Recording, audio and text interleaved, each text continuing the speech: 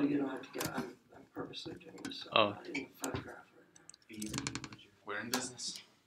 right now. Okay, well, there are a couple of, good morning, and there are a couple of interesting things on the blackboard up here.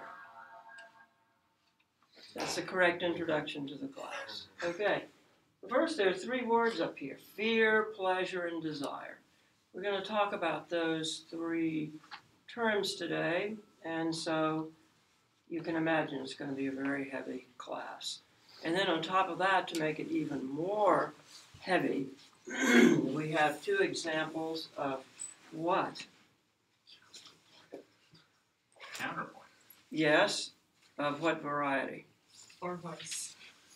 First species, but for voice first species. Now, this will probably be one of the first times in the history of the school that you have seen a four-part counterpoint exercise on the blackboard or anywhere else, maybe in the old lunchroom from the 1920s. But in my quest for the origin of voice leading and doubling and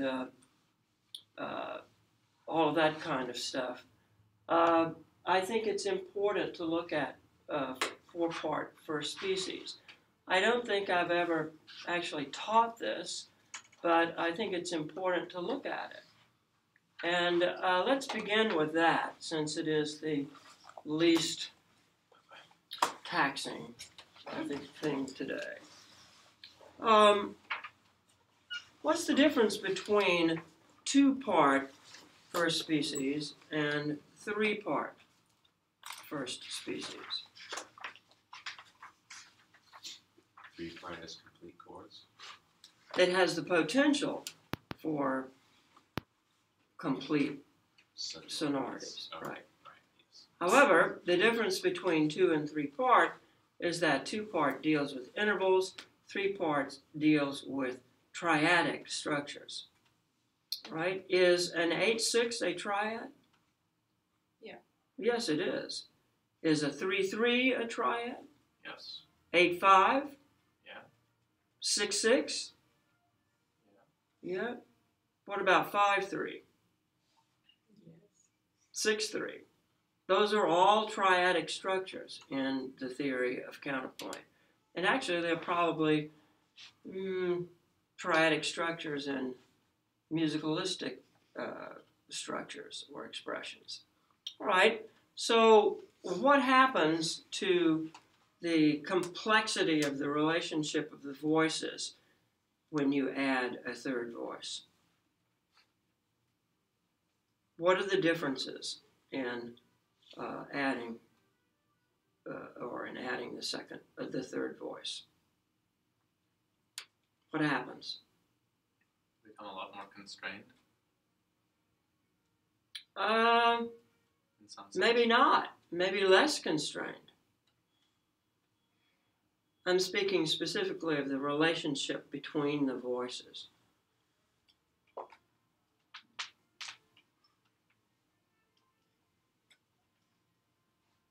Well, in first species two parts, you have the relationship between two independently constructed lines, so to speak. The cantus firmus, which is prius factus, right? And then you have a counterpoint line, which is presumably added to the line, composed or improvised in the same manner as the cantus firmus. But what are the rules governing, or principles governing, the relationship of those two voices? Must be consonant. The vertical sonority must be consonant. And we notice that there are two types of consonances: those that are genuine consonances and those that are a product of simultaneity and melodic movement. The melodic movement might generate tones that are in relationship contextually to other tones as dissonances. But in the vertical dimension, it's one of the stipulations that you must always produce consonant sounding intervals because they're moving simultaneously. So you have either authentic consonances or you have transformed consonances.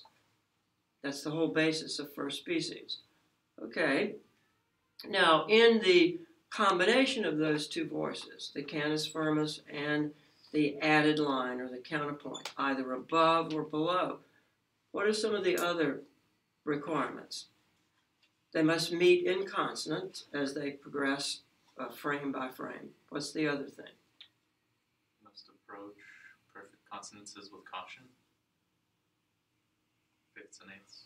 Well, you must approach them with pleasure. No, you must approach them with Desire.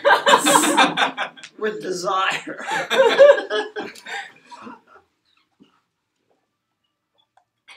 I would think that you would approach them with fear. Right. Okay. And what is the fear? The fear of creating what?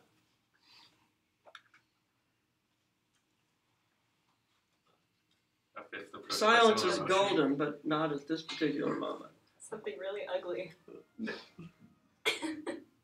What's the technical word A hidden that fifth we're or looking fifth. for? How many different types of motion would be possible between two voices? Similar, oblique, and contrary. What is that again in a pronounceable state? Similar, oblique, contrary, and parallel. Yeah, those are the four motions. With contrary motion, the voices are moving in the most independent way possible in opposite directions. That generates the greatest independence between the lines. And then what about the concept of parallel motion? Both voices moving at the same Amount in the same direction. interval, same number, right? 3, 3, 3, 6, 6, 6.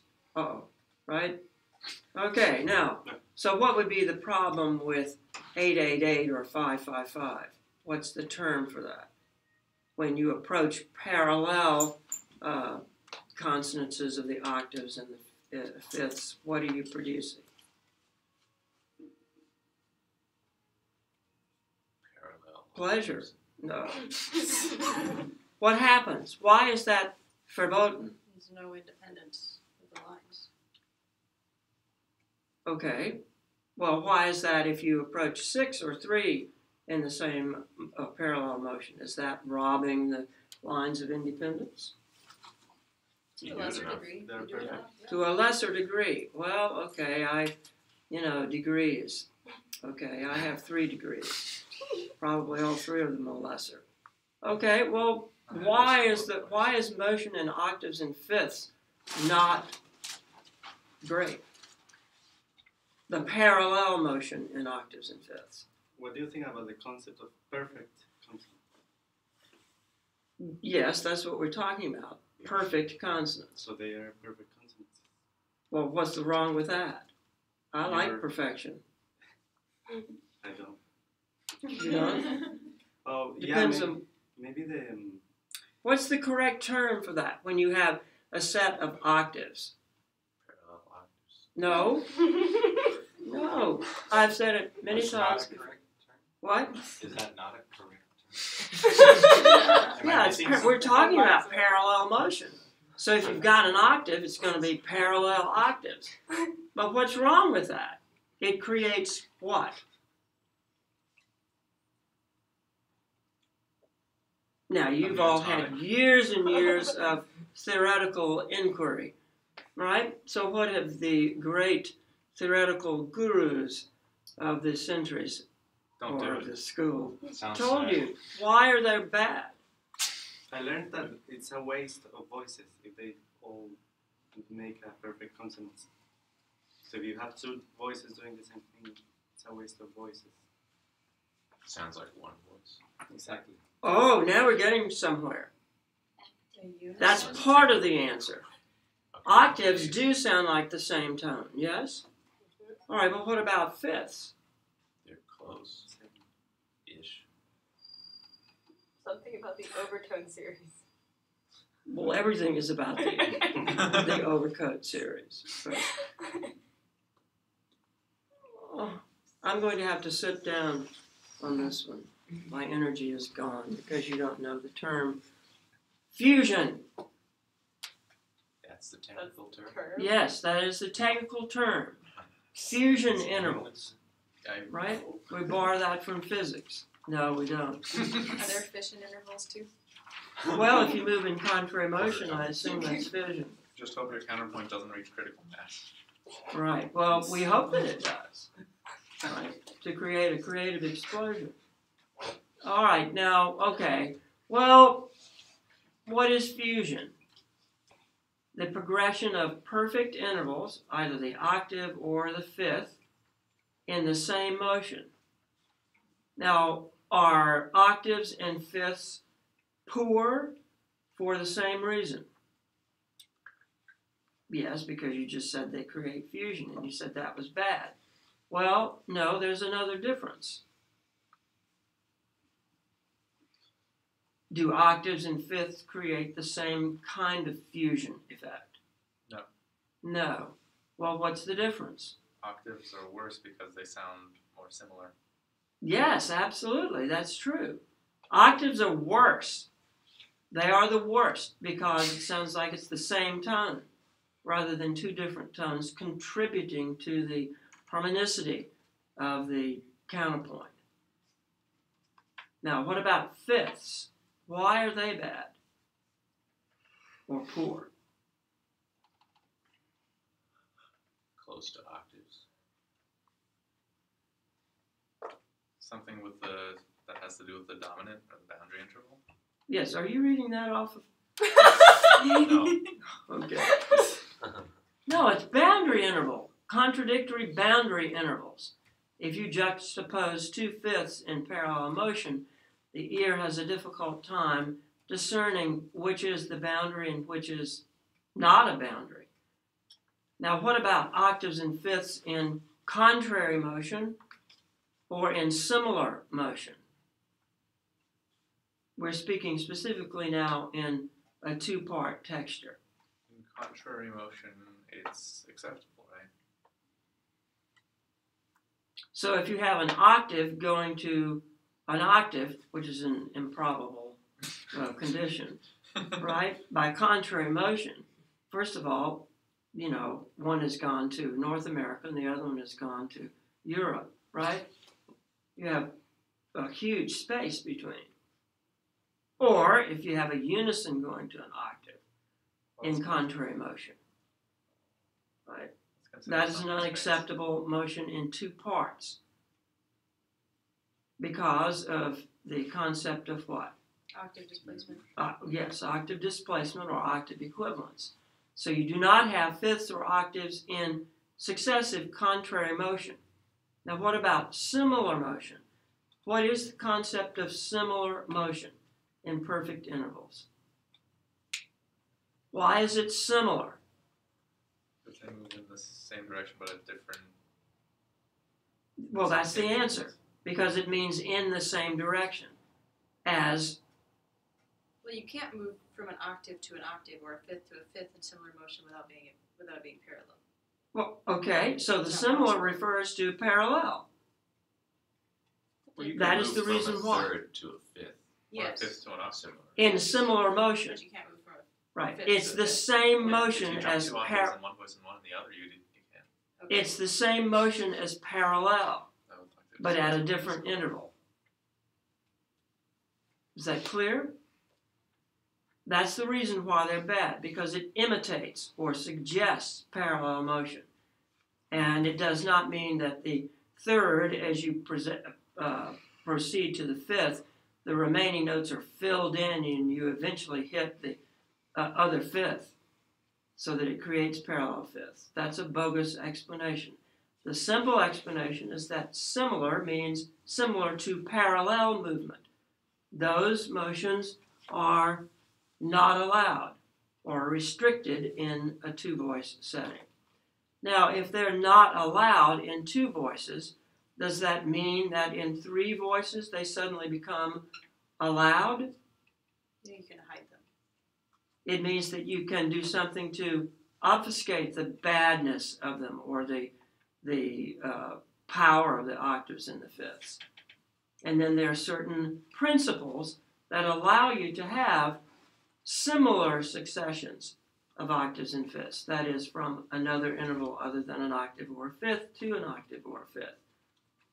And what would be the stipulations in three voices? The third voice must move contrary motion.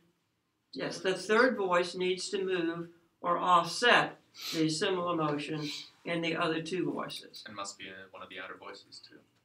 There is no fifths or octaves between outer voices. There's a reason for that. It's because the outer voices are the controlling frame for the perception of the harmonicity, or the voice leading. Defines the progression of the vertical sonorities. It's a very important principle. But you may have such successions between the lowest voice and the middle voice, or the middle voice and the upper voice. If you have a progression that involves the upper voice must move by step. Must move by conjunct motion. All right. What happens when you go to four voices? Same rules apply. Not really. Do you have the option of parallel tenths to also obfuscate? Yes, you do. You have a variety of other strategies because there are four voices and you have the potential for achieving a complete sound in every bar. That is, a complete triadic sound in every bar. Then the bad effect of the octaves or fifths can be mitigated in other ways by the fourth voice, so that the approach to fifths and octaves become much less acute in their sensitivity. Now, look at what's the other feature about four-part counterpoint or four-part writing in first species? That you have another added feature. You had it actually in three-part counterpoint, but it changes, or it has a different property in four parts. Doubling. Yes, doubling. The idea of doubling changes. Now, in the last class, a century ago, we talked about the two things, about doubling and about tied notes, or repeated notes. Now, in four parts, you can have doublings and still achieve a complete sonority. In three-part, you can't do that, right? So the circumstances are different. They're less restricted in a certain way. So the object of the four-part counterpoint should be to achieve as many complete sonorities as possible, while having the outer voice counterpoint remain as fluent and as congruent as you would have in two-part counterpoint. Now, what happens between 2 to 4 parts is that the outer voices begin to attain a more significant controlling principle in 3 and 4 part. And this ultimately leads to the fact that in a genuine musical structure, musicalistic expression, it is the outer voice relationship that is controlling the movement of the constituents, also the shape of the recursions, which are principal tones, and how the tones are grouped together. It's the relationship of the bass, or the lowest tone, and the highest tone that does that. And the miracle of 4-part writing, counterpoint, is that you very clearly begin to see that happening. And if you were to pursue this, and it was never made part of the musical studies curriculum, although Mr. Aldwell tried to experiment with it, but didn't get very far. if you were to incorporate this, you would begin to see that there is no separation between the counterpoint book and the rules for voice leading in the harmony book, so-called. They are the same. They're one and the same principle. How could it be different? What would be the conception of harmony? Why would that make the concept of voice leading any different? Well, it wouldn't. It doesn't. Voice leading is a property of leading voices. Counterpoint against one another. All right, well, let's look at this first example. There are many things that happen in here. Does everyone hear this? Okay, let's put the summation intervals underneath this. Now, I call the summation intervals essentially what you would find in a figured bass. And to tell you the truth, those things don't do anything in first species except confirm that they are consonances, right? They do not tell you anything about the contrapuntal operational significance of any of the tones in a horizontal or vertical dimension. But the summation intervals gives you the confirmation that you are actually producing consonant successions of chords. So here we have a what? 5 3 6 3 6 3 6 3 5 3 6 3. I only hear one person. 6 3 6 6 3 3 6 3 3 5 What's on 5 what's 9. in the ultimate voice? I'm not. Well, oh my God! Well, I didn't have to do that. All I had to do was this. Okay. Oh. All right. So therefore, are most of these complete sonorities? Yes. Yeah. Right. Right now, I will tell you that it is not easy to do this, but it should become easier. So I think I'm going to start introducing 4-part first species into this little curriculum. Right? It has never occurred to me that this might be the bridge between, what you do in so-called counterpoint classes and then the little, I don't mean that pejoratively, but I do, the little harmony exercises that you do in the theory classes. Right? Okay, now, let's look at this from the standpoint of doubling. Okay? And just tell me, now we're out of the realm of the summation intervals, we're into degrees, right? Don't say scale degrees, they're diatonic degrees. Okay, we'll call it that. So, in the first sonority, what degree is doubled? 1, right? 4 4 Okay, and 3 6 5 5 3 yeah, 3, yeah, 4 2 and 4 right? So that's an incomplete sonority, right? Okay, and 3 2. 2 1 1 Yeah, okay. Well, all right. Now, let's keep going kind of in regress. And you all know this cantus firmus. This is my favorite cantus firmus, right? Now, let's look at it from the standpoint of what the degrees tell you that the operational significance might be. That is a consonance, right? That is a dissonance, consonance, dissonance, consonance, consonants. right? So and me, they're consonant. Just right? Just in the canvas. Right? Dissonant, consonant, right? In the bass line, or the lowest line, you have strict alternation of consonants, dissonance, consonants, dissonance, consonants, dissonance, consonant, dissonance, consonants. Yep. Now, what about this this voice, the tenor voice? C, D, C, C, D, dissonant, consonant, dissonant, consonant, dissonant, consonant. Yep. What about this? C D C C C C, D, C. The same thing. Okay. What about the upper voice? Consonant, dissonant, consonant, dissonant. Uh-oh. Uh-oh. 2 dissonances in a row. Well, we'll come back to that. Let's put a little mark over this. Okay, because that has to be somehow explained.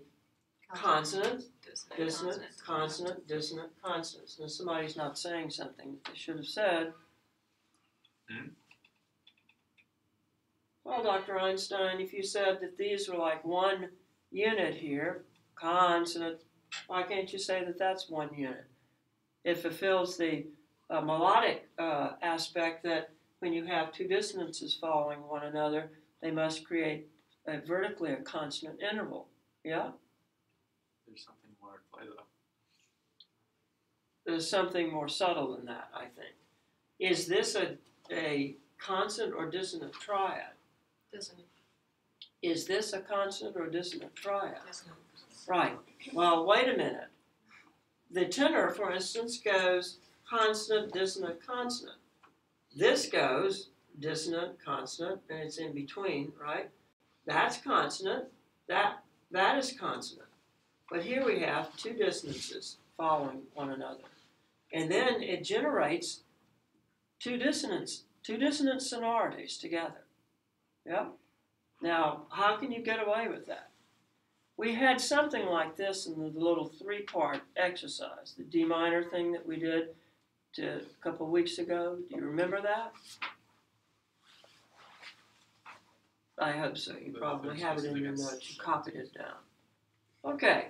Well, let's go through this and let's talk about, let's put that on hold. Let's talk about the voice leading between the parts. What about the connection between the first 2 sonorities? Any fifths or octaves?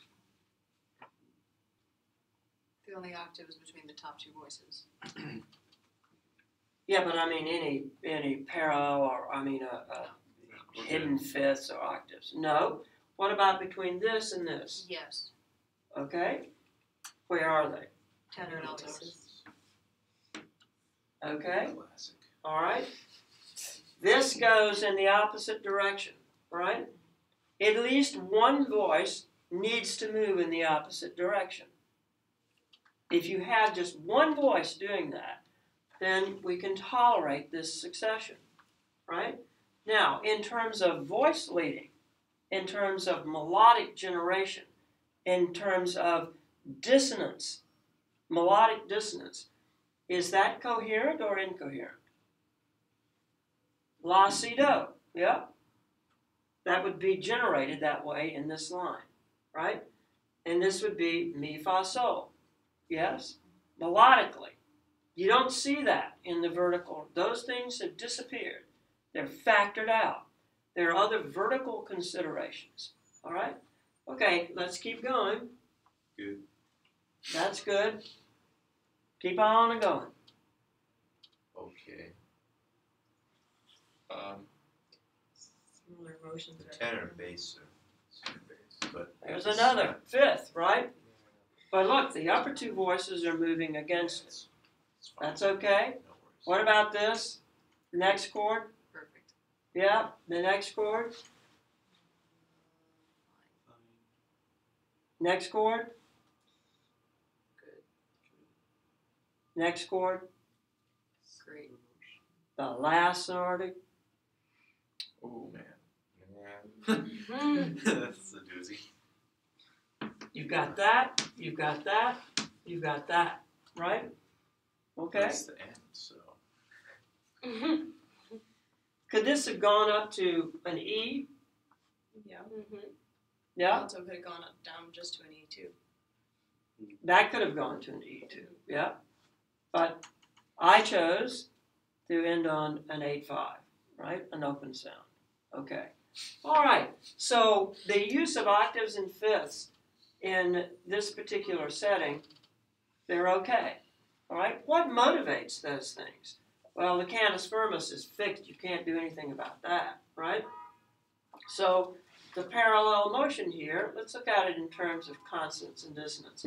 These 2 tones obviously have to be consonant together, right? And they indicate that this is passing up, right? But this is a mitigating effect, so the sonority is complete and there's no issue with it, particularly because there's the motion in the soprano that's opposite. What about this one? It's the same thing, yes?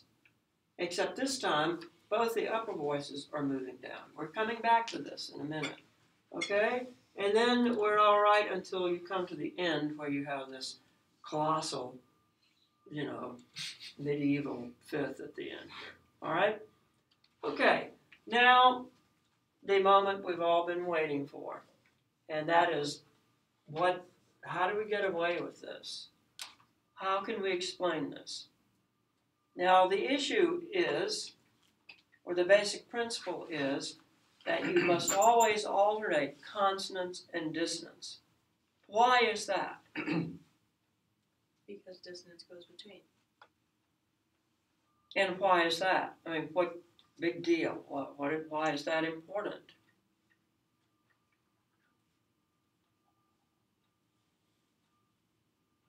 It has to connect. Only connect. It's E.M. Forster. Because our ears like it that way. No, what's the point of having that arrangement? The dissonant is passing. And so, what is the function of the passing dissonance? It creates a, Constituent structure. yes, right, between what? Thirds.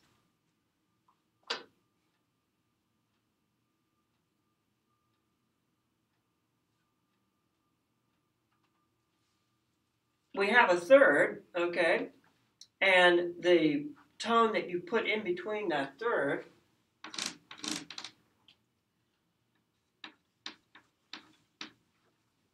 what does it do to the third? The third can stand by itself, but the minute you add this, what happens?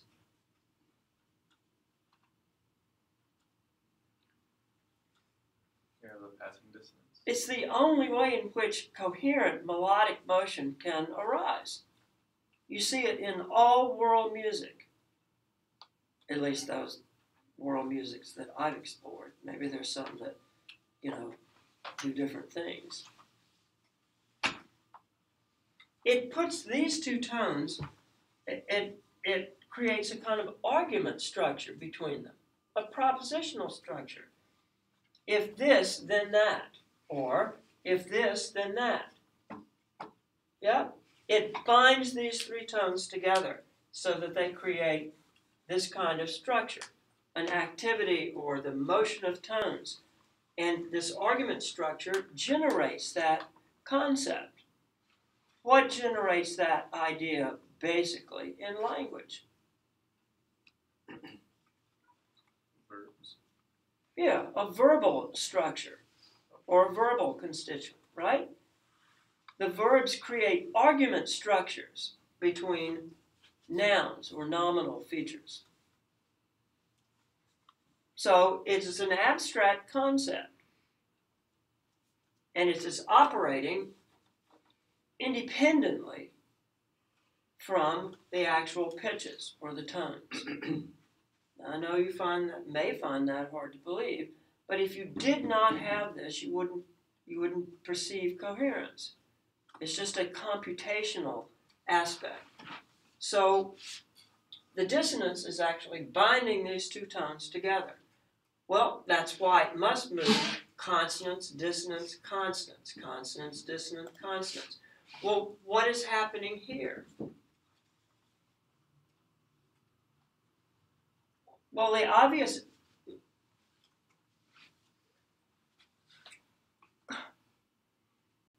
There's a consonant in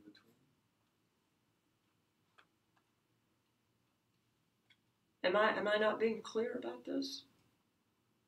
Why can we have this? Why is this not a violation of a first principle? Just look at it.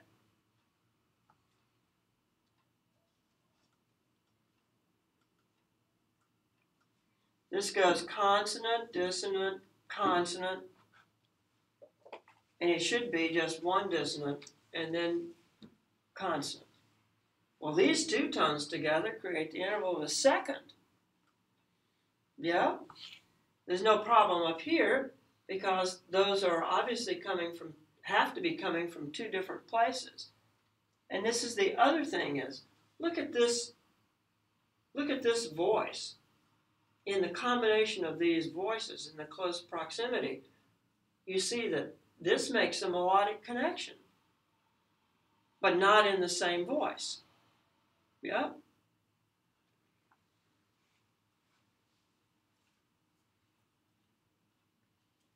Are you not rhapsodizing with me over this? I think this is if you think about it for just a minute, you'll see the kind of wonder in this and how the principle of harmonicity emerges in a simple little structure like this, although this is not simple. This represents a more complicated feature. It's never addressed. You just have, make everything consonant and don't write parallel octaves or fifths and you'll be just fine.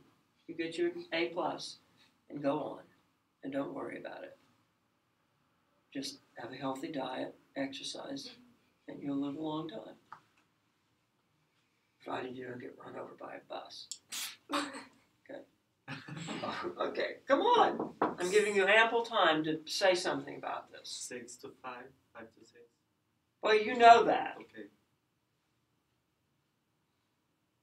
What did he say?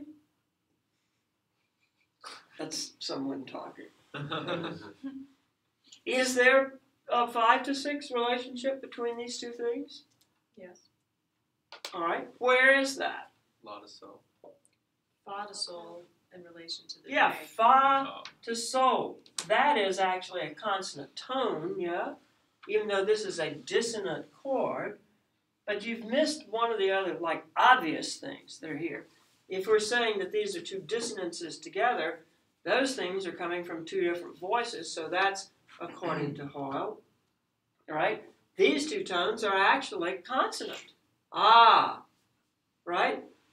If the G is the sustaining tone, that looks like some kind of 5 to 6.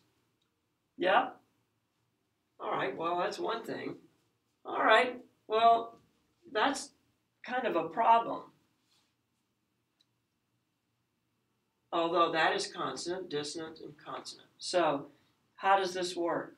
You're right that there is a 5 to 6 movement here that is connecting these two chords and allowing this to be perceived logically.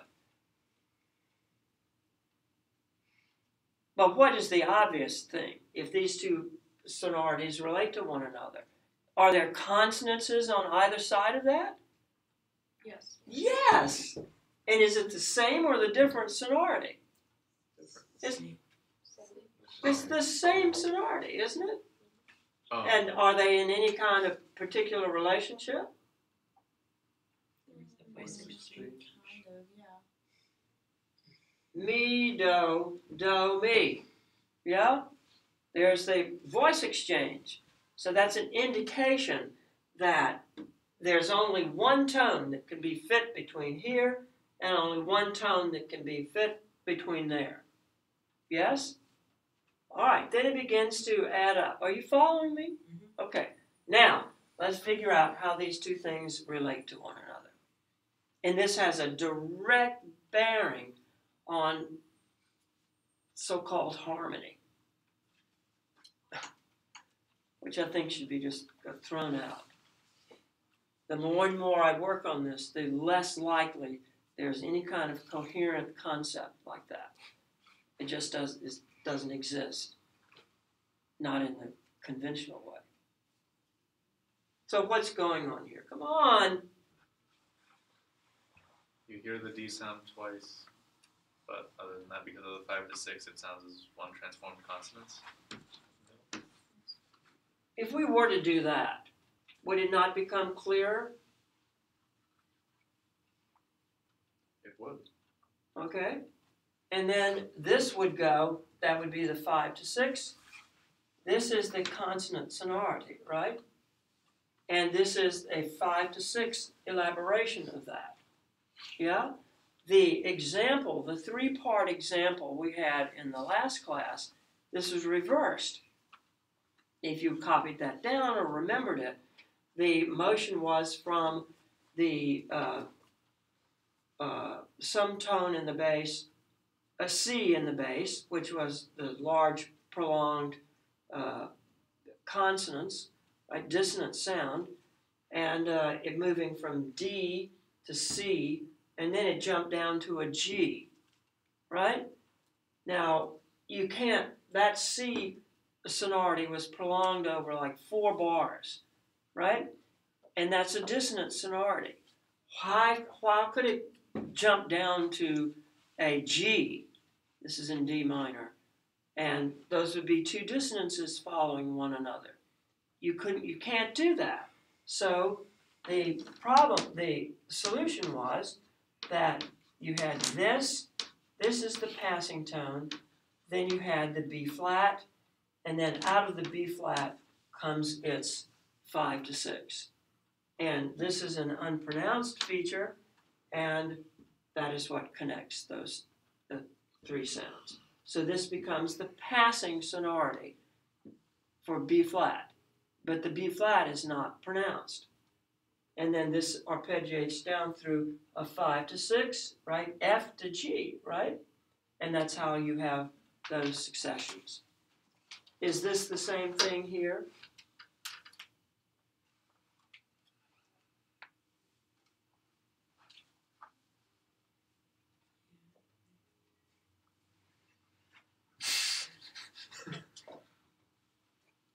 I'm really tempted to say yes, but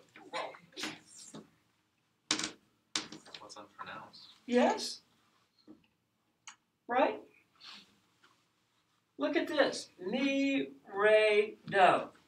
The re is prolonged.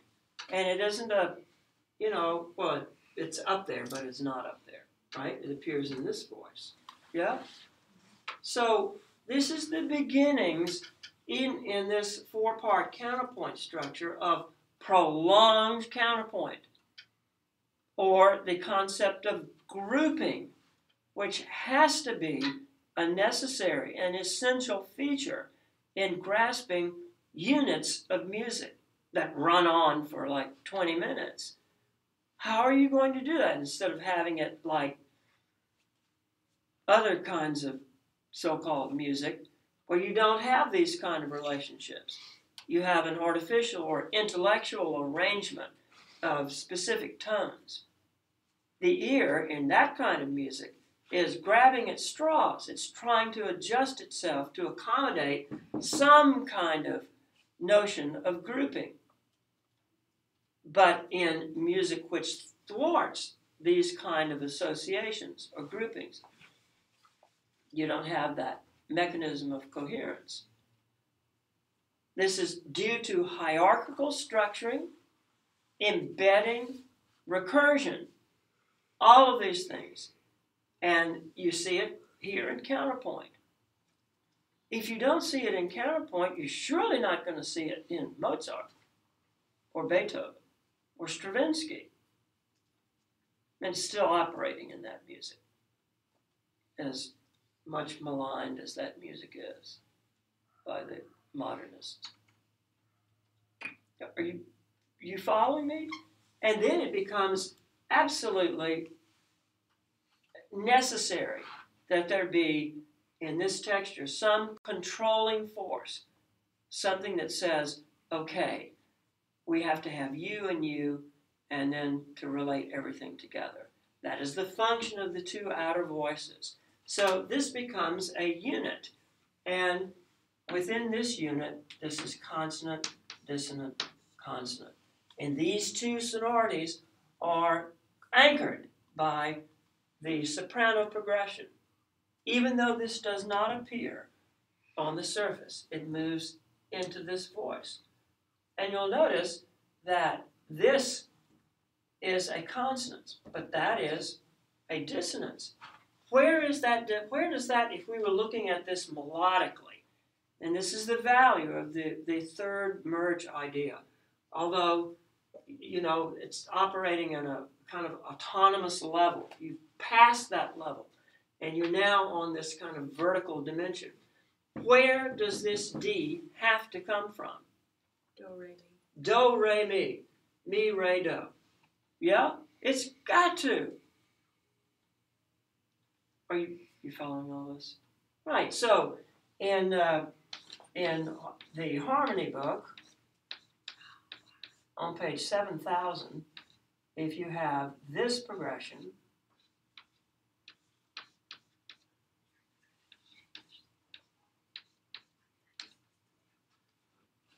what are the Roman numerals you would put under this?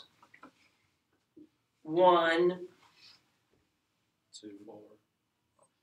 well, not with a D. 2, 2, 6, right? 5, 1. Isn't that the same thing that's going on here, basically? Yeah.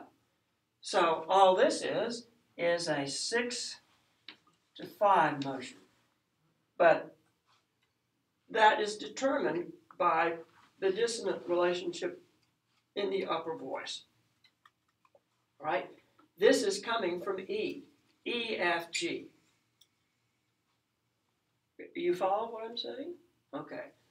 Forget that these two chords or sonorities in root position, whatever that means, right? Strike that from the record. There is no such thing as root position.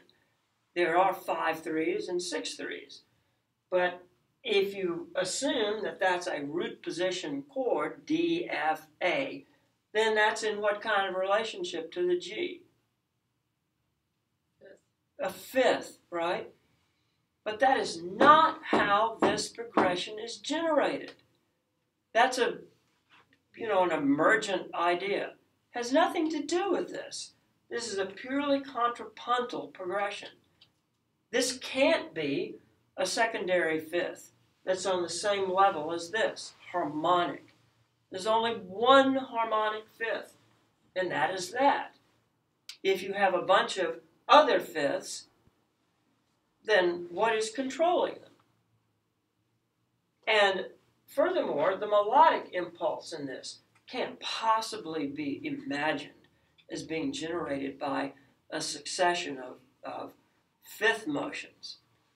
I mean, how long would it take for you to get to that? Where does the E come from if it's its own fundamental? What's the ascending fifth relationship from E to D? Now this obviously is a fantasy. What is it? Ascending fifth relationship? Yeah. How many fifths do you have to go through to get from this note to that note? 2. Ascending fifths? You'll never get there. Yeah. 10. Oh, My yeah. gut feeling. What if it's in the bass? What if we had Now you're C to gonna D? get to a D major. C to G to D? That would only be 3/5, right? You got a 2. Or 2. Yeah? What about C to F? What if we just moved from C to F? How many fifth motions do you have to go through to get to F? 11. Pretty much. And then when you get to that note, it's an altered tone because the final or penultimate rising fifth would give you F sharp, right? So that has to be flatted or naturalized. And it was Schinker's concept that in the rising set of perfect fifths, the last one must be adjusted to give the correct rise back to the fundamental, how many octaves higher. I think that's incredibly insignificant. There's a much simpler explanation for the appearance of that tone. And what is it? See, this is fantasy on a theme of harmony. That the diatonic system uses an abbreviated system. It says that that is our fundamental. It repeats its relationship on its third harmonic, then it projects the inverse of that, 2 to 3, and it constructs the principal harmonics on the fundamental tone, the third harmonic, and the fifth below. It just so happens that, it just so happens that the third partial and the third harmonic and the fifth harmonic of G are actually in the C fundamental series. That's what contributes to the harmonicity of these relationships. This tone is not in the series, right? That's why it's an unequivocal dissonance. Its fifth harmonic, A, is in a very peculiar relationship, the same relationship as the minor third of the fundamentals, fifth harmonic and sixth harmonic, or third harmonic. And that becomes 6 to 5 becomes 5 to 6. And those two things are considered, this note is then considered a consonance, because A, then C and E, both of these tones are consonant. This creates the boundary interval, or the boundary of consonants above a fundamental. Once you move from the boundary here to the sixth, you are above the boundary of consonants for that fundamental. You follow me? It comes from the lower fifth. That is all you need to construct a symbolic system that has the four properties of good symbols, which are compactness, distinguishability, constructability, and efficaciousness. So they have to be compact, that is finite. They must be distinguishable on some level. Then they must be constructible. You have to be able to put them together to form larger units that have labels on them and specify their syntactical relationship to the rest of the symbols. And then that whole thing must produce some kind of effect, or behaviorally significant effect.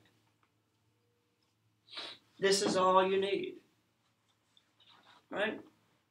If you introduce the rising fifth idea, that's essentially an infinite series that has to have some stipulation in it to correct the deficiency or the infinitude. So that can't be the right theory, unless the brain has more neurons than particles in the known universe. And then that wouldn't be enough. So, how about that excursion? Right? You want to stop, or you want to look at this one? This second solution, now mind you, these are all insane improvisatory moments in my brain, right? Okay. Where's the cantus firmus in this example? The tenor voice, yes, or the next to the lowest voice. Only 3 voices of the third sonority. What? The third sonority has only 3 voices. And the third to last. Well, we left out something. What can go here? Don't know. They're just like a doubling Law of the units. maybe in the middle.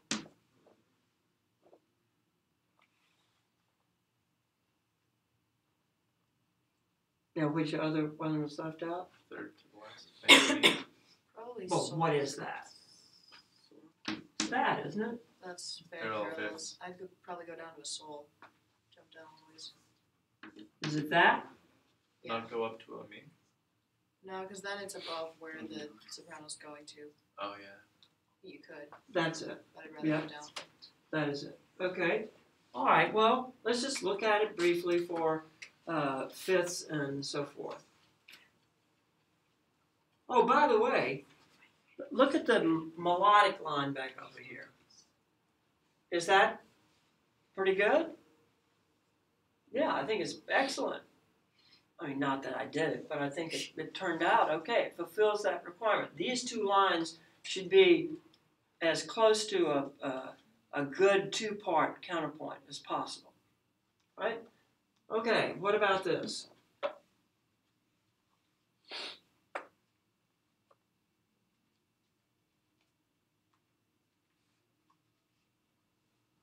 I think it's good, right? All right. Where is this F coming from?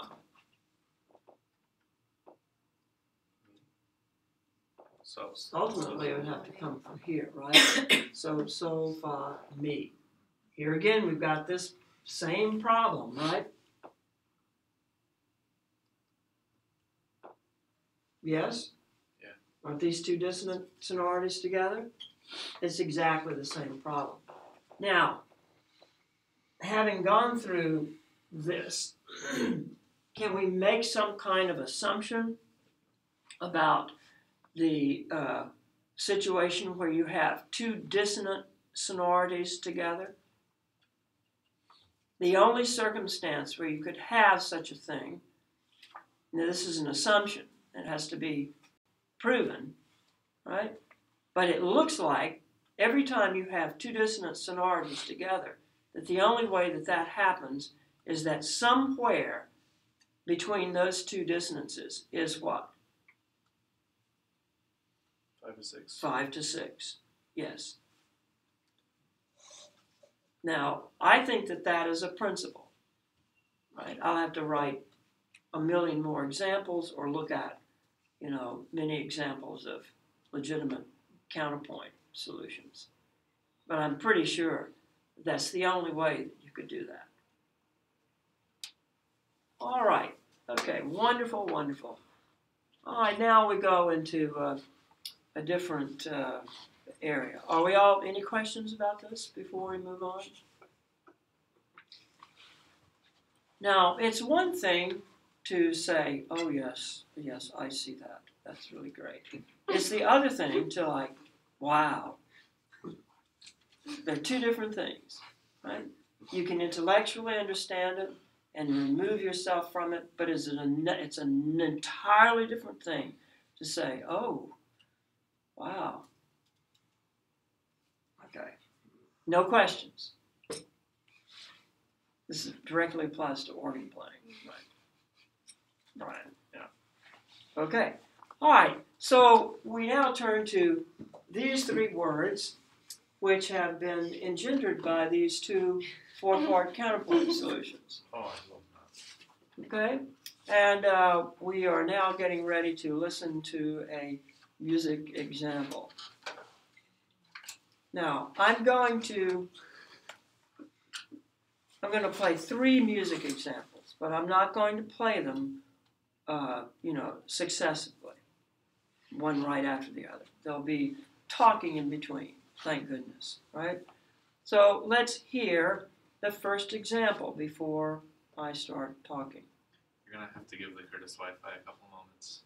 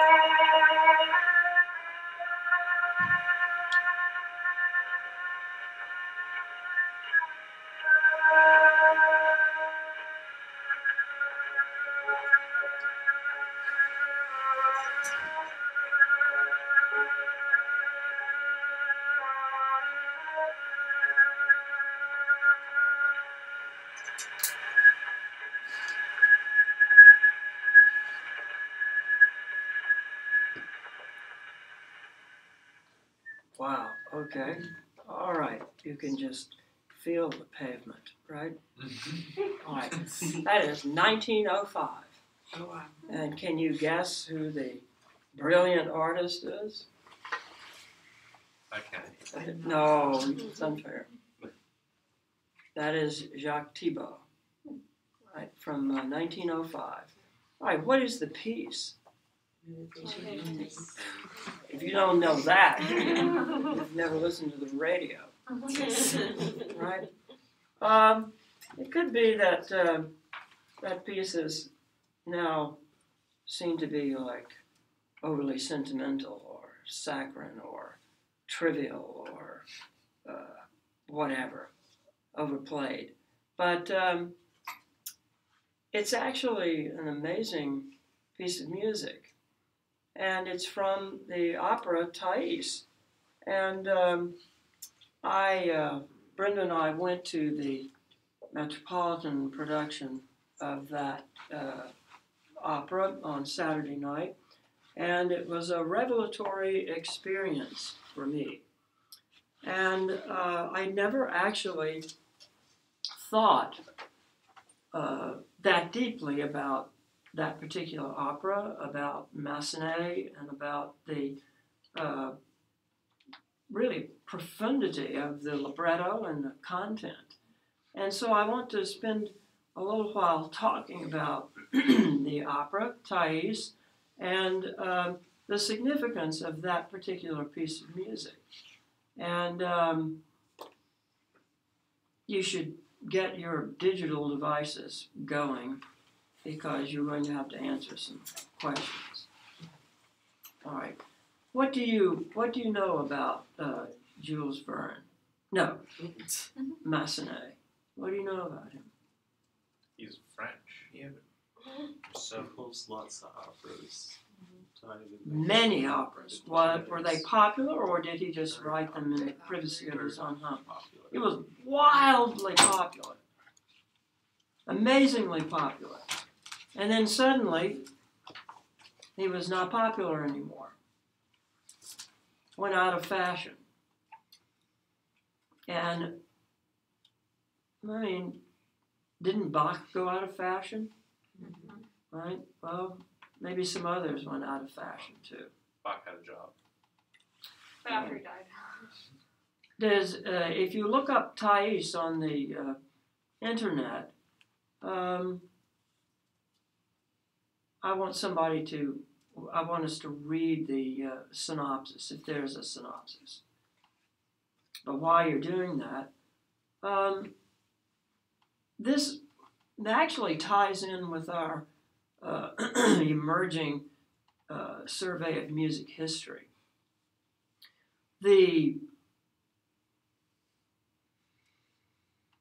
What happened during the 4th century AD Christianity. in Europe?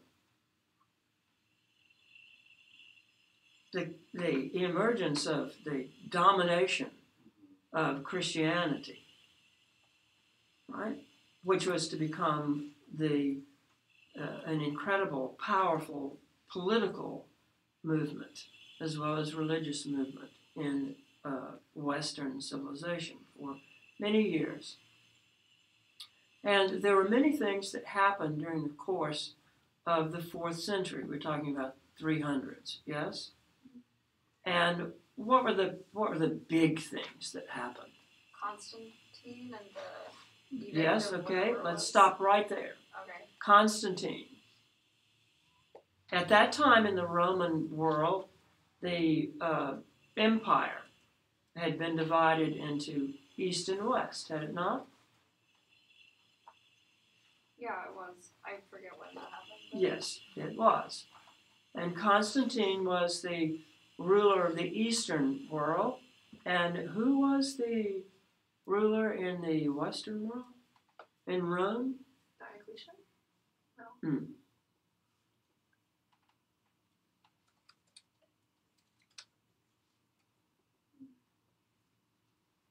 While you look that up, I'll continue. All right? So, what's the story with Constantine? What's the myth about Constantine? It actually has to do with the guy in the West.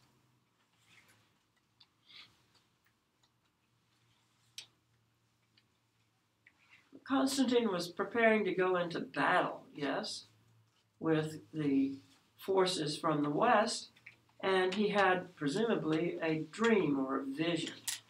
And what was that vision? You know this from history, from 6th grade history. Something like in this sign shall conquer or something? Like, that's, In hoc yeah. signo vinces, yes, or something like that. In this sign, by this sign, you will conquer, or you will win, you'll be victorious, right? So presumably, Constantine had the sign and the sign of the cross. This is presumably a Christian dream. In the sign of Christ, you will conquer. And he was victorious over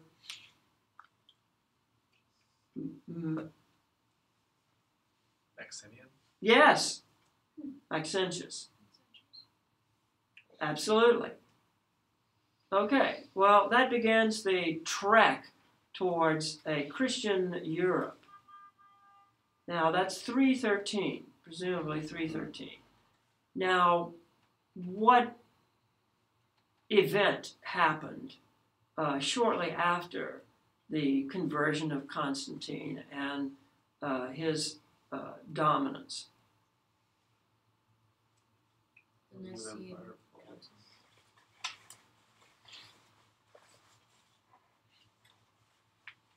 Well, not yet. When was the fall of the Roman Empire in the West? Like,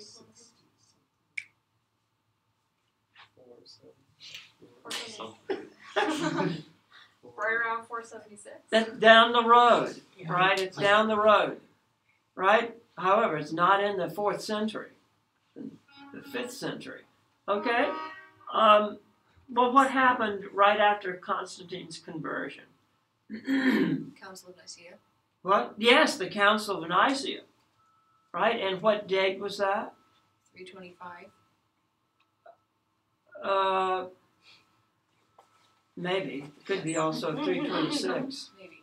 right? It says 25 or 26. And who was the bishop at that time? What was his name? Eusebius? What? I'm just like, Yes. like looking for the word bishop in Constantine's biography. No.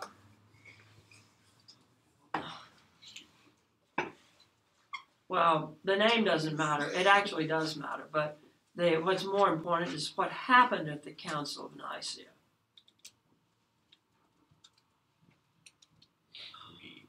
You don't learn anything about this in music history or actually in Western civilization, history of Western. It's a pivotal idea. You don't know this. If I trusted any like high school teachers to tell me.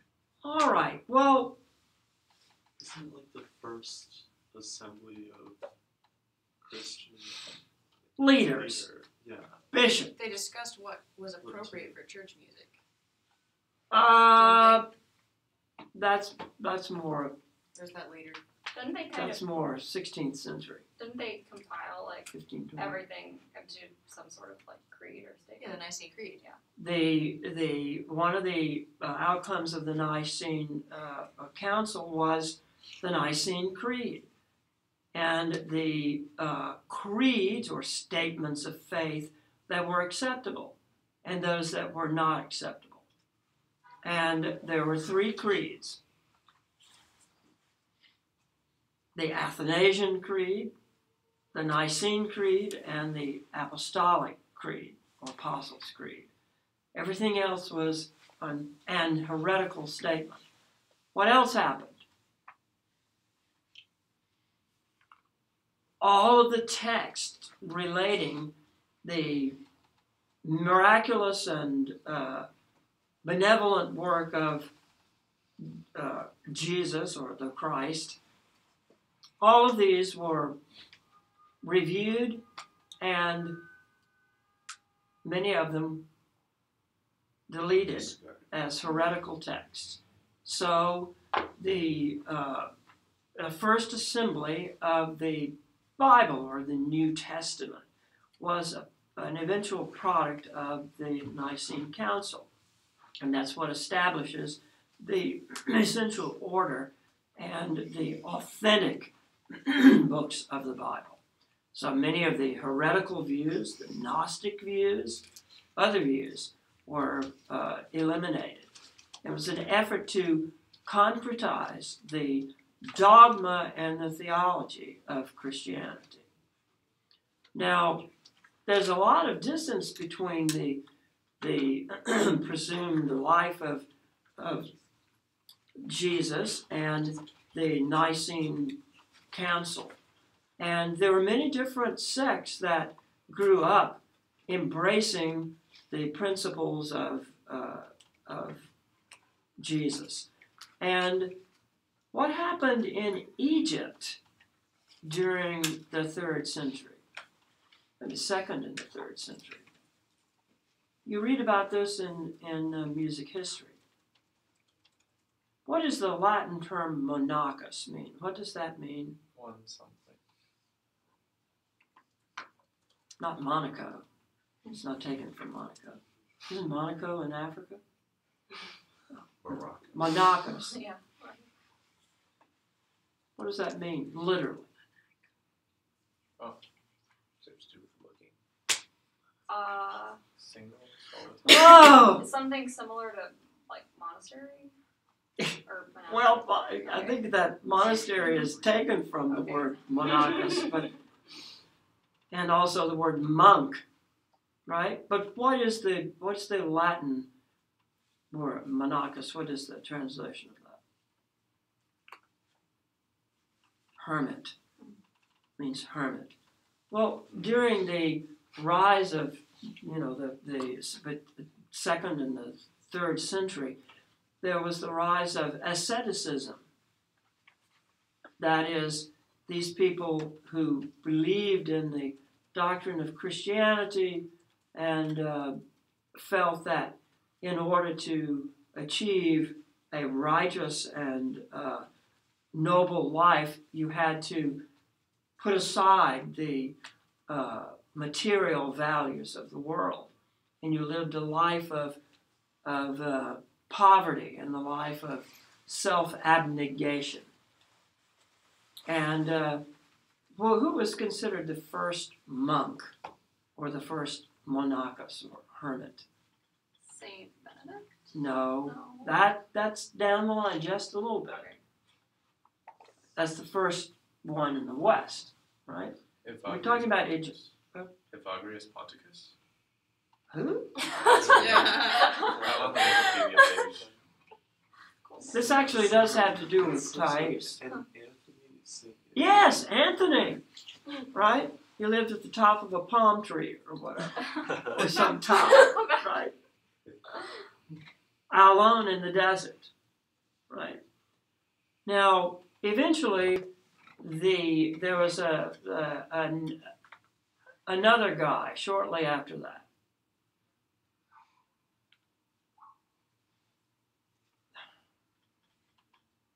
Look up the word Cenobite. Cenobite.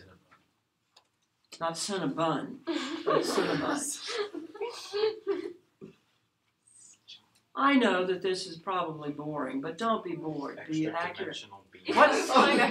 What did you say? First thing that pops up is extra-dimensional being. Yeah, It's just- a movie is the first thing, but I looked up Cenobite definition. A member of a monastic community. Hellraiser. A member of a wait a minute, that's important. A member of a monastic community. They could be from outer space, but member of a monastic community. Well, look, if St. Anthony was a hermit, there wasn't a community.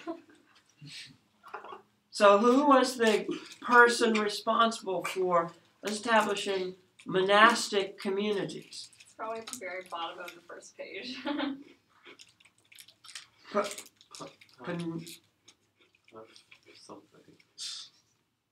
Not Pinocchio, but Is Pinhead a Cenobite? what? No. Come on, come on, come on. Okay. We're drifting.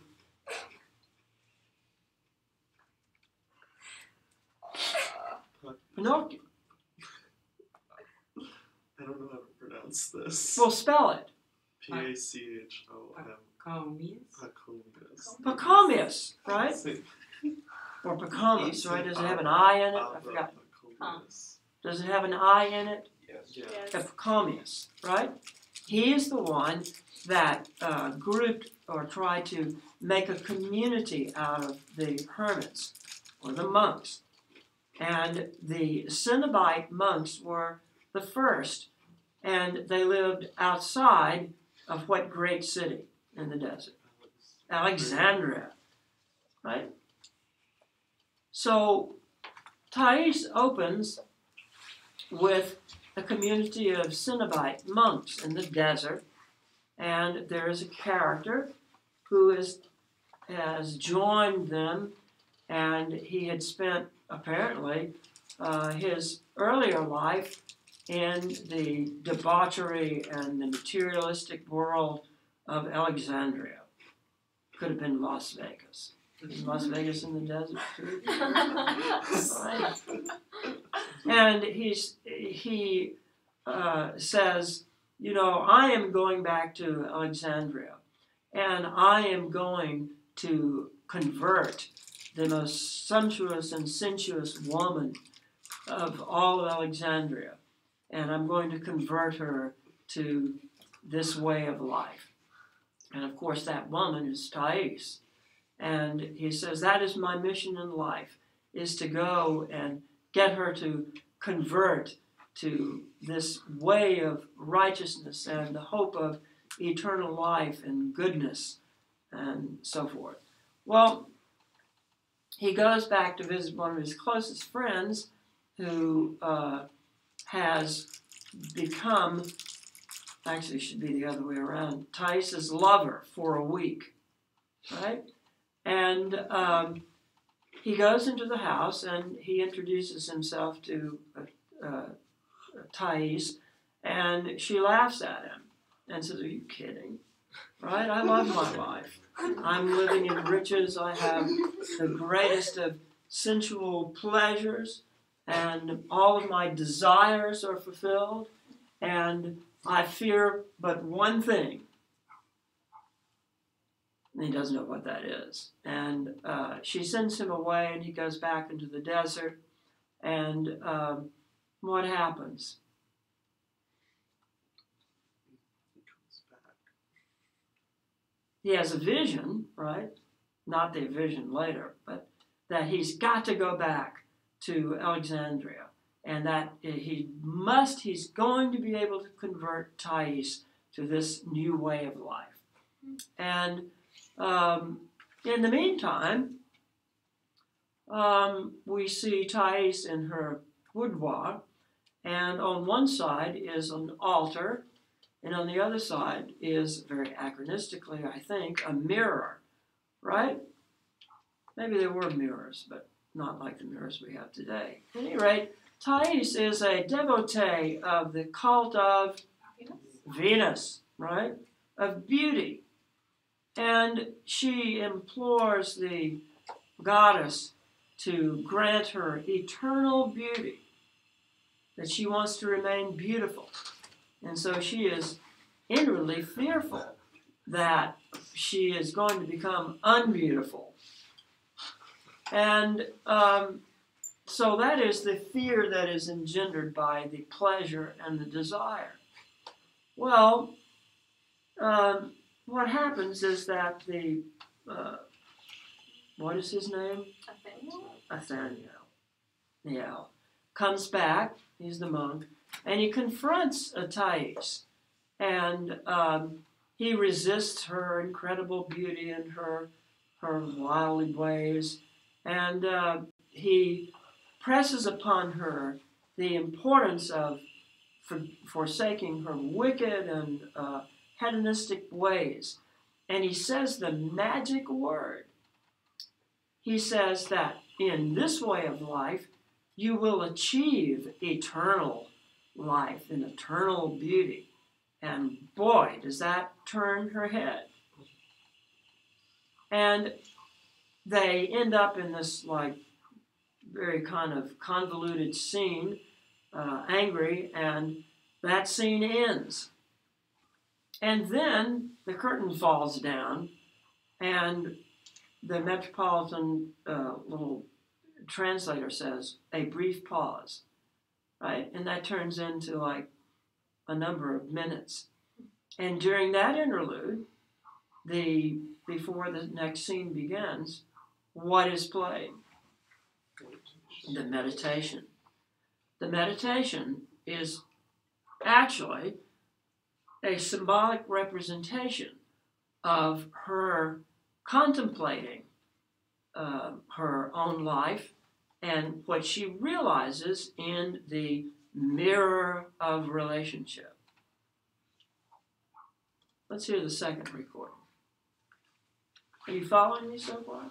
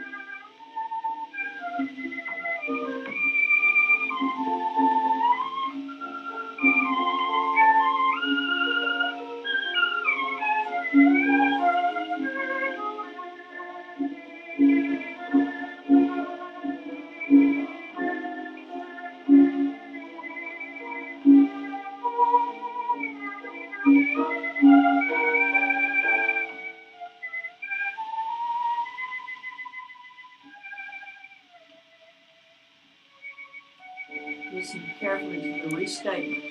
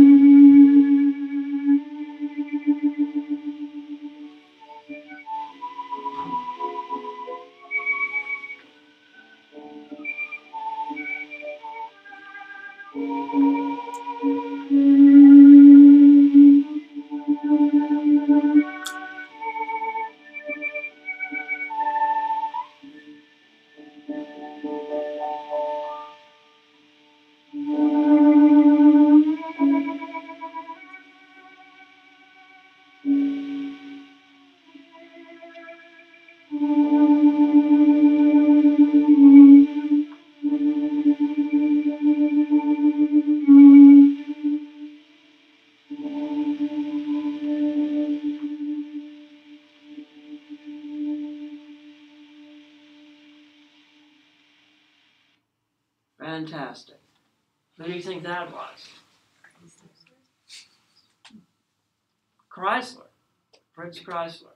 The Thibault recording very early, well, so is this. That was 1905. This is 1910. Do you know anything about Fritz Chrysler?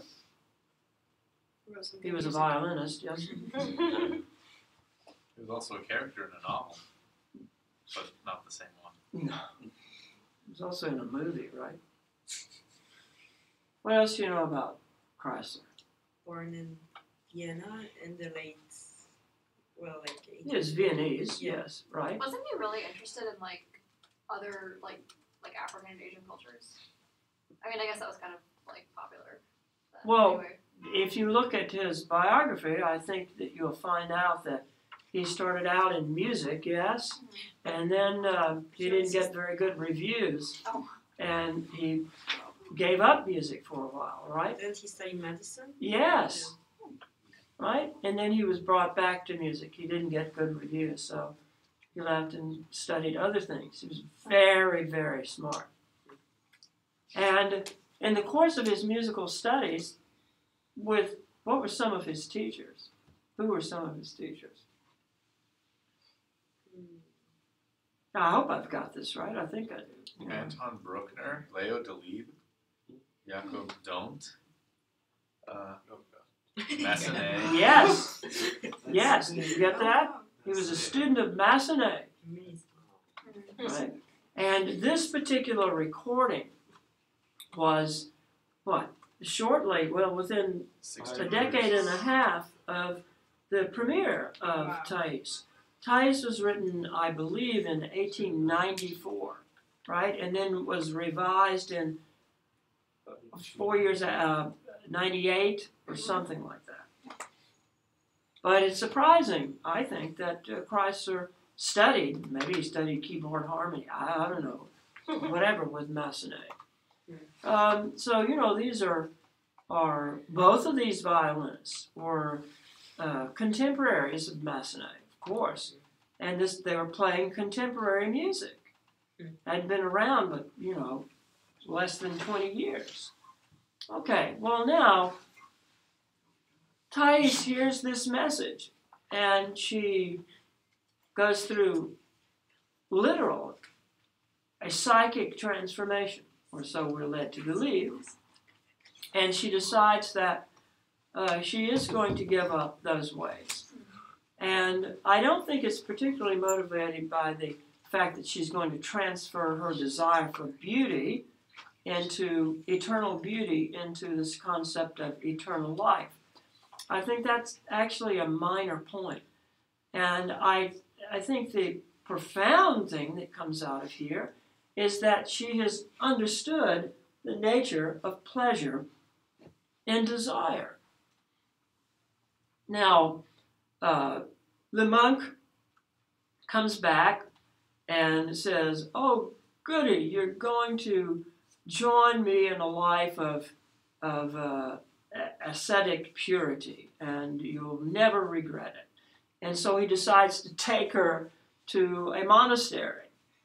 Right? Well, that's all fine and dandy, and then doesn't the house burn down? Or he says that she's got to get rid of all of her earthly possessions and that nothing can remain of her former life. She has to dismiss all of her friends and leave Alexandria forever. And I believe that the house goes up in flames, and that's the, it burns all of that up. And I think that's a kind of a mixed thing in the opera. But at any rate, the two of them leave Alexandria and they wander around in the desert. And she is exhausted, and her feet are bleeding, and they stop in the desert, and he shows her a lot of compassion. And then they arrive at the monastery, and he deposits her at the monastery, and he goes back to his Cenobite community. Well, after he gets back to his community, he has this incredible dream. And it's an erotic dream about Thais. And he realizes that he's suddenly consumed with desire and pleasure. And that strikes intense fear in him. And what is the fear? That he realizes suddenly that he's been completely wrong. And so he goes, after 3 months, so the libretto says, I think, rushing back to the monastery. And there, enthroned in the transformation room or whatever, is Thais. And she has been turned into like a saint. She has forsaken her worldly existence so totally that the nuns have think of her as a saint, and that she's ready to be the bride of Christ, and she's ready to ascend into heaven to a life of eternal continuity or beauty, whatever. So I keep forgetting his name, Antonello, right? He comes rushing in and says, "Oh, Thais, right, I've been wrong." And she's saying, "Oh, the beauty of this, that, and the other. I never realized this." And, you know, she's on a completely different level, transcendent level.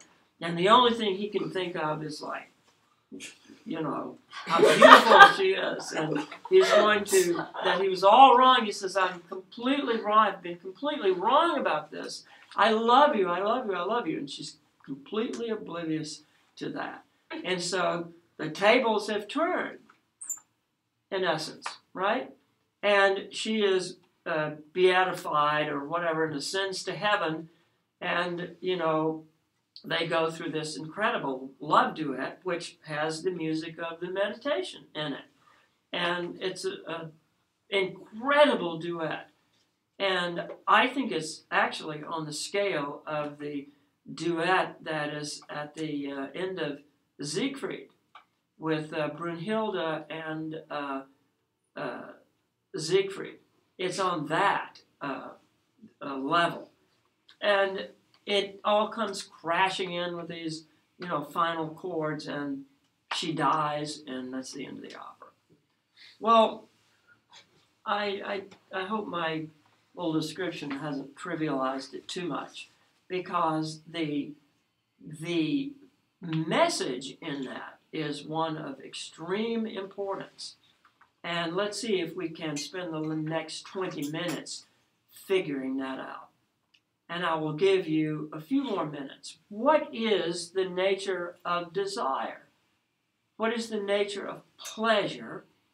And how is that connected with fear? And what are the strategies that human beings have produced or created in order to deal with fear, pleasure, and desire? You think about that, and we're going to listen to the final recording. Maybe in the meditation you will be transformed.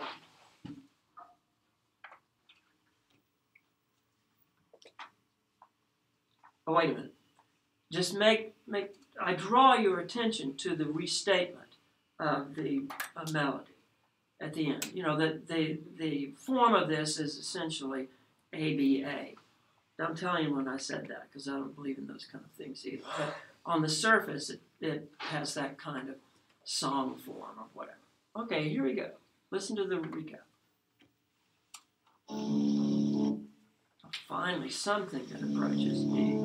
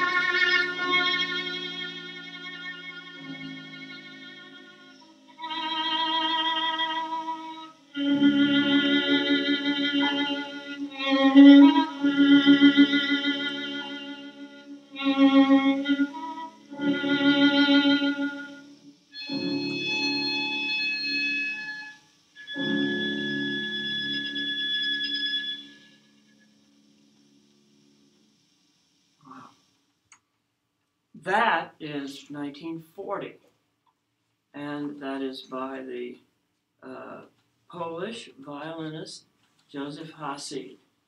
And Hasid was 25 when he died, 27. and he apparently had some kind of psychic break.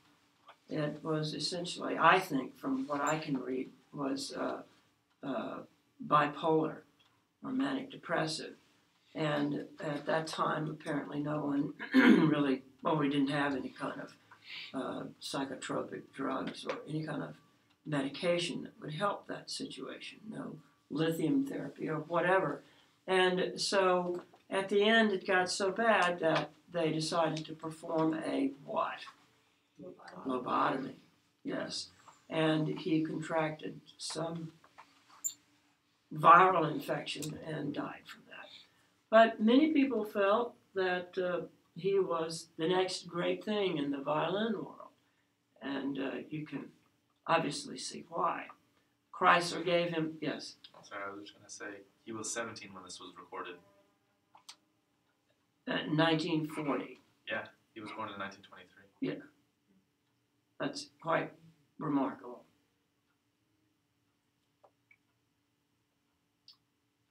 He, Joseph, was befriended by many musicians, and like so many people who did not make it out due to the kindness of people like Karl Flesch and Fritz Chrysler, he was able to escape Poland in 1938 and move to London.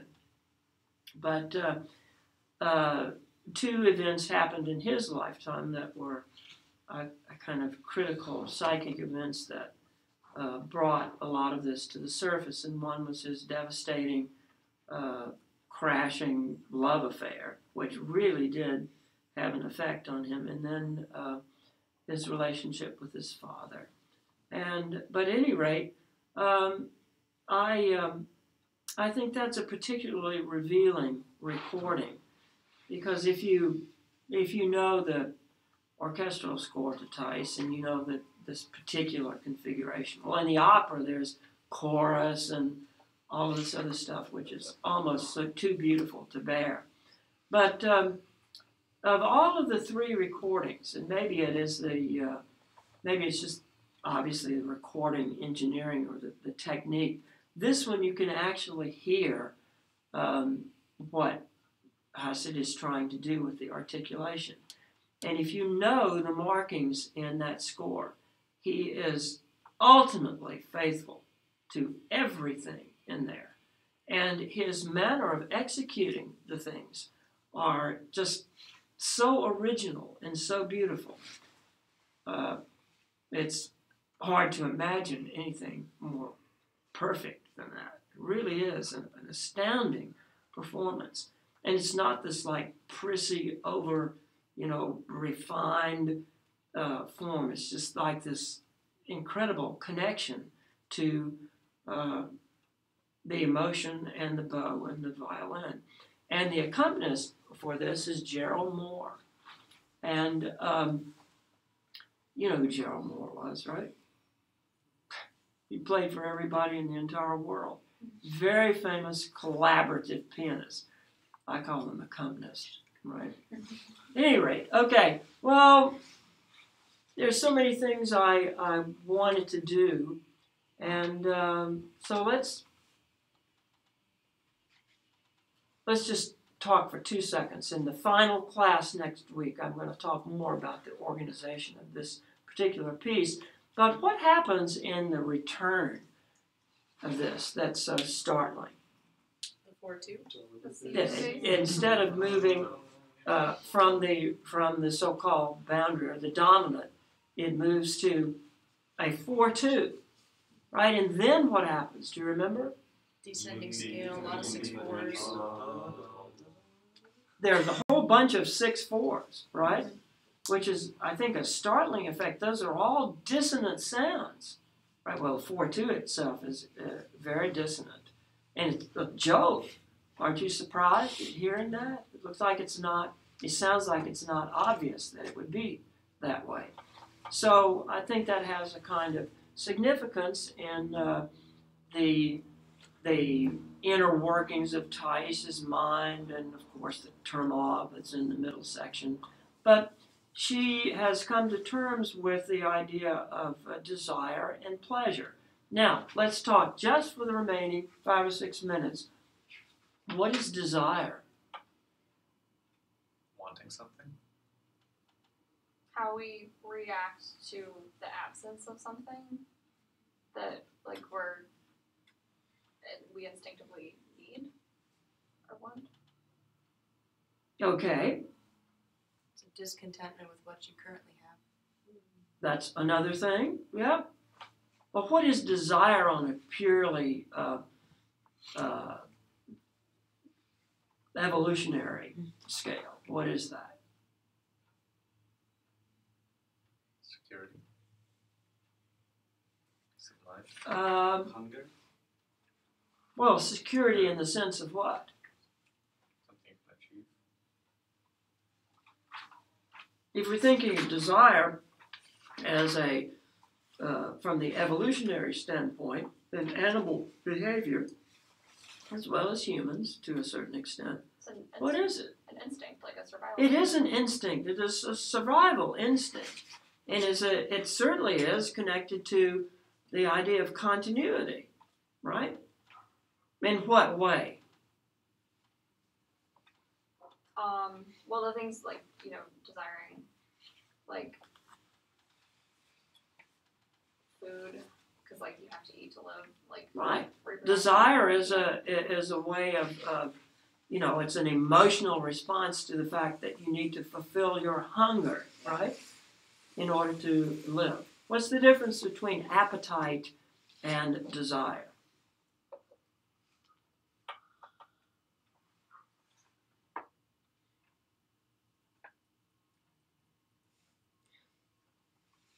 Okay.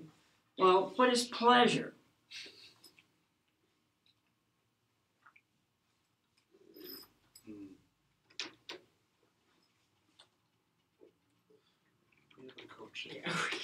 It's the satisfaction, well, just one other thing. It's the satisfaction of desire, is it not? Yeah. Okay. We'll end there, and we'll pick this up next week. Please be here. It's the last session of the semester. We have our final exam, which is nothing. Okay? Thank you so much for Thank you. being attentive today. I Thank appreciate you. it. Sorry, See you next week. Sorry. Bye. Sorry, I set a new record for being late. You were meditating.